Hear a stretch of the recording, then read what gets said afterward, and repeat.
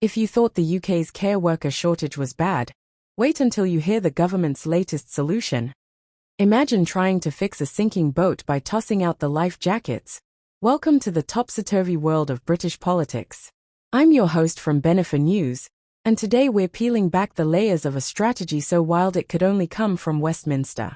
Before we dive into this labyrinth of logic, make sure you slam that subscribe button. Trust me, you're going to want front row seats for this political circus.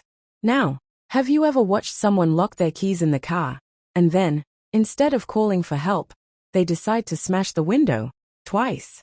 That's the energy radiating from the Home Secretary's latest announcement. In a move that left care home managers across the country clutching their mugs in disbelief, the government has decided that the best way to address a care worker crisis is to block overseas recruitment. Yes, seriously, the new plan. Care companies are now expected to either conjure up British workers out of thin air or extend visas for the handful of overseas staff already in the country. It's like telling a chef who's run out of eggs to just keep scrambling the shells. But what's the real story here? Is this a bold new dawn for British jobs, or a desperate scramble to look tough on immigration? Let's break it down.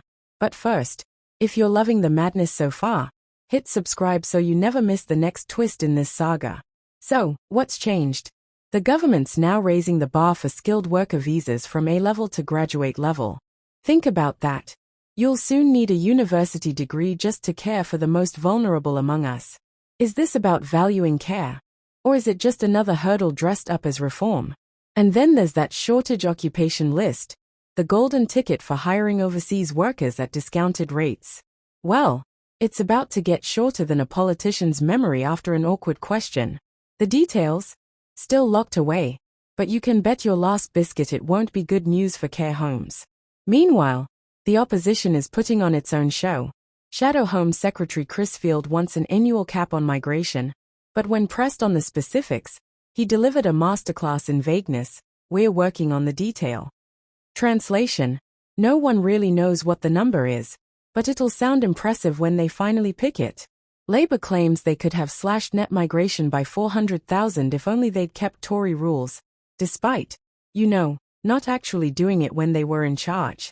Makes you wonder, are these announcements about real solutions, or just winning headlines? Here's a number you won't hear shouted from the rooftops. Applications for health and care worker visas crashed from 18,300 last August to a measly 1,700 by this April. That's a 90% nosedive, faster than a politician backtracking on a campaign promise. Meanwhile, the care sector is already buckling under a staggering 152,000 vacancies. The government's response?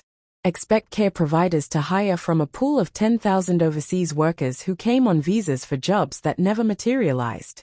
Does anyone else see a recipe for chaos here? But wait, there's more. Yvette has dangled the promise of a fair pay agreement to finally make care work attractive to British nationals. After years of being undervalued, is this the magic solution, or just a shiny distraction? Let's be honest. Can a pay bump really fix a system that's been on life support for decades? Pull back for a second. Both major parties seem to be stuck in the same loop, tightening immigration rules, then wringing their hands about who will actually fill these essential jobs. It's like watching someone try to bake a cake while arguing that flour is overrated.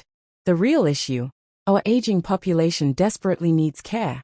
The NHS is short-staffed, and universities rely on international talent. Yet every move seems more about optics than outcomes. So, what do you think? Is this crackdown a much-needed reset, or just another political band-aid on a gaping wound?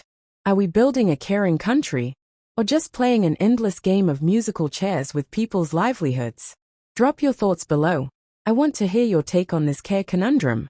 If you enjoyed this wild ride through the halls of power, smash that like button and subscribe for more unfiltered takes on the UK's political rollercoaster. Until next time, this is Benefit News reminding you, in politics, the only thing more common than U-turns is pretending you never took the wrong turn in the first place.